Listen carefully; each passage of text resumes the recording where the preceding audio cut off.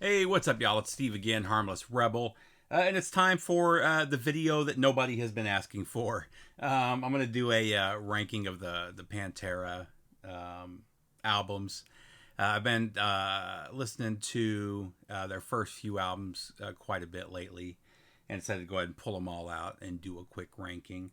The main point of this is more to talk about the first four records than the final, was it final five? Um, Most metalheads are very familiar with their 90s releases.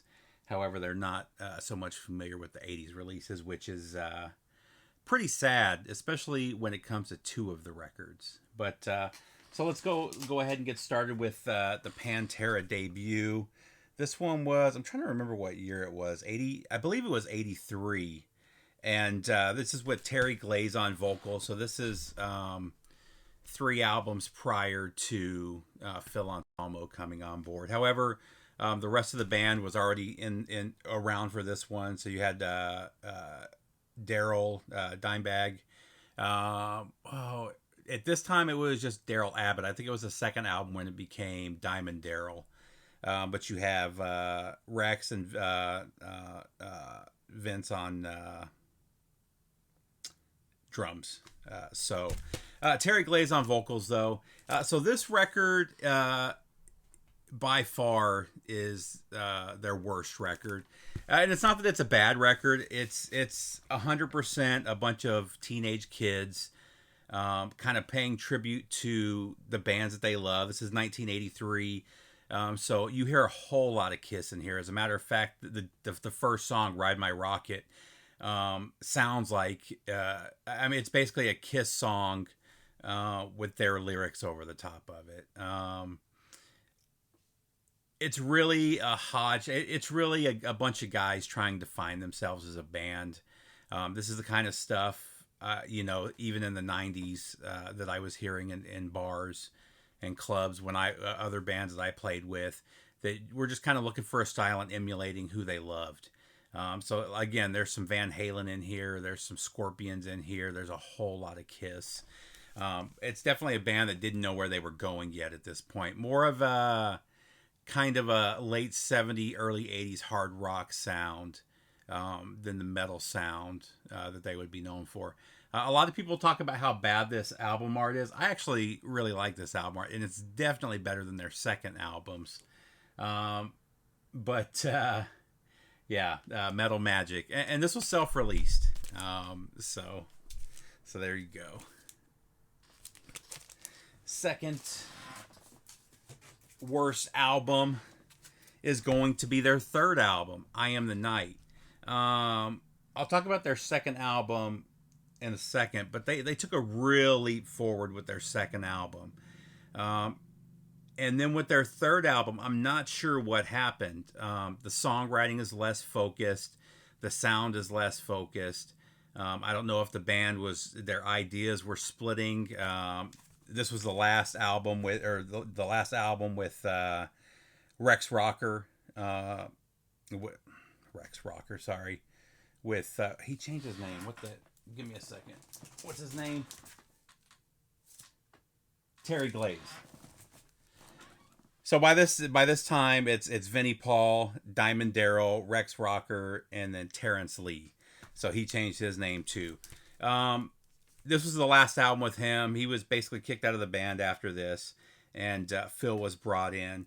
There's still some really good songs on here. What you really hear with this one is, with each of their albums, they've gotten heavier and heavier. So the first album is really more of a hard rock album. The second album, which I'll talk about next, is straight 80s glam metal.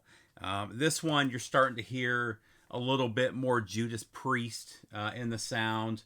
It's getting a little bit heavier, but this is I Am the Night.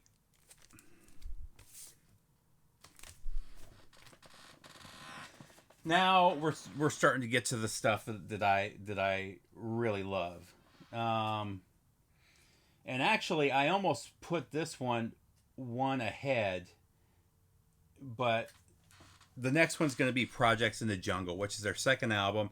Now, this one has by far some of the worst album art I've ever seen. It's horrible. However, this album is fantastic. I've seen a lot of people complain. You can see how bad the artwork is on this one. I hear a lot of people complain that they're basically copying Motley Crue. The problem is, this is 1985, and everybody was copying Motley Crue. Everybody wanted to. I mean, you can see by the look. Right here, a little more going for the Van Halen look. Right here, 100% going for the Motley Crue look. This more like the Dokken look. I mean, again, they're starting to find their sound. The production on this one is really good. All the songs on this are really good. If you like glam metal, you're going to love this album. Terry Glaze sounds fantastic on here. Actually, they had already changed their names by this point, so it's already Diamond Daryl. So already by the second album, they're using those names.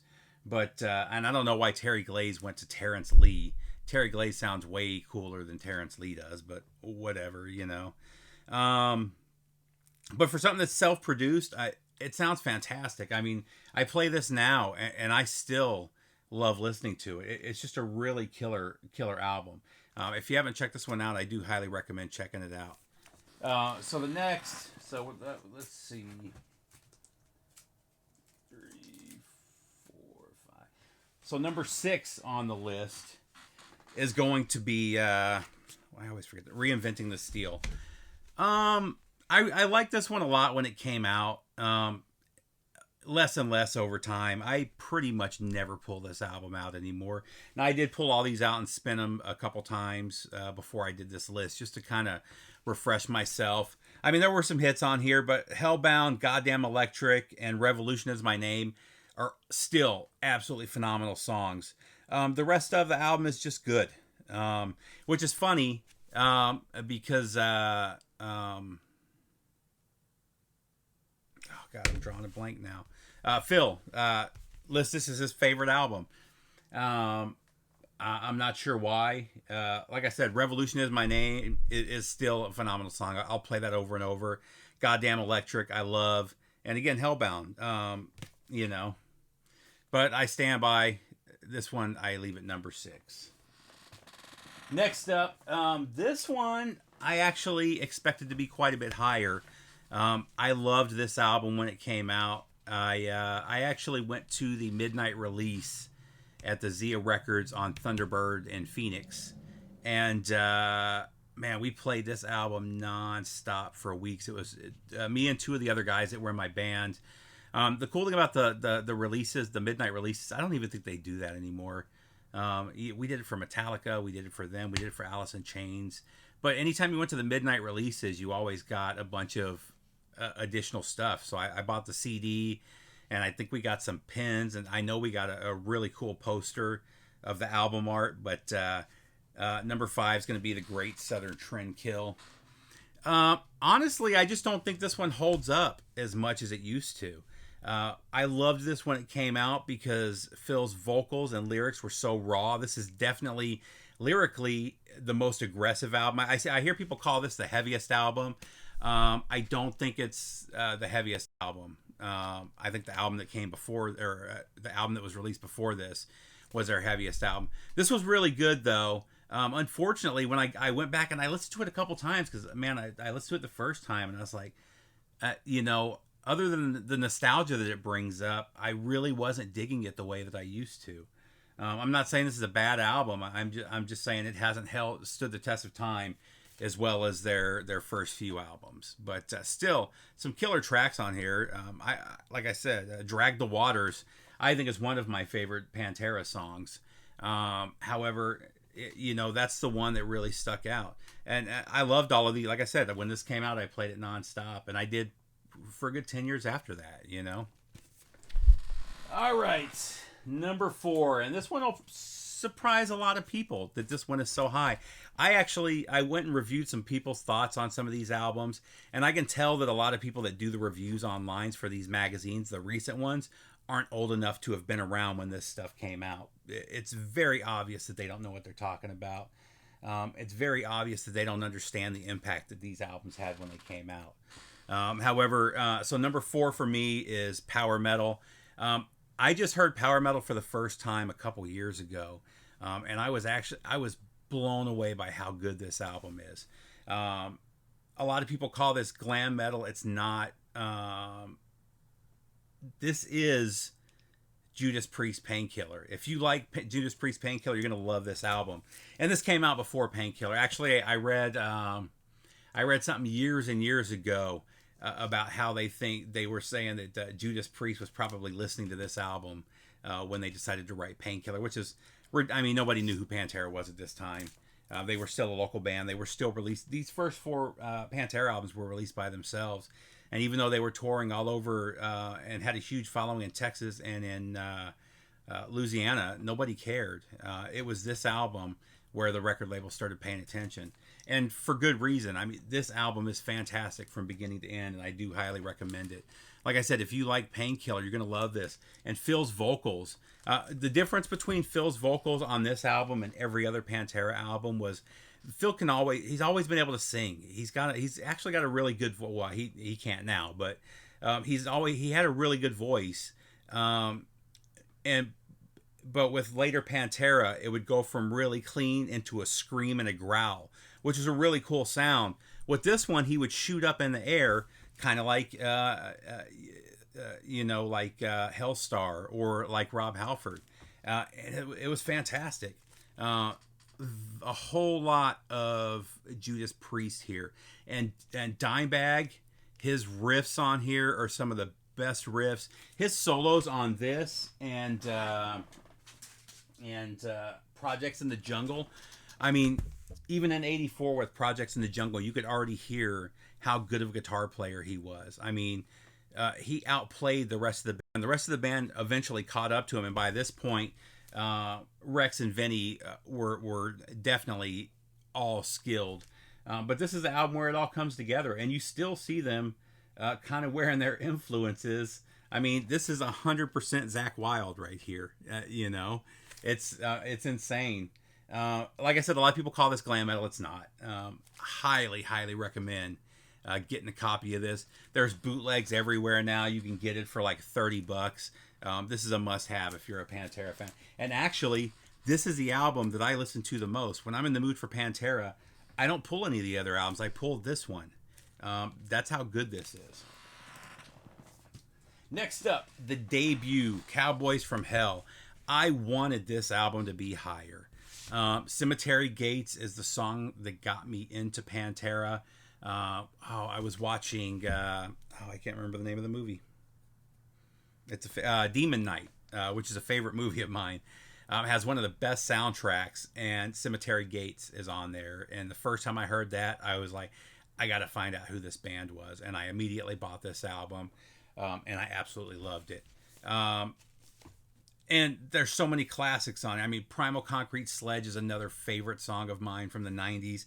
Psycho Holiday, Cemetery Gates, Domination is absolutely fantastic. The reason this one didn't get higher is that the B-side is not as good as the A-side. Every song on the A-side is perfect. Every song on the B-side is good to great, not amazing. So at number 3, we have got Cowboys from Hell.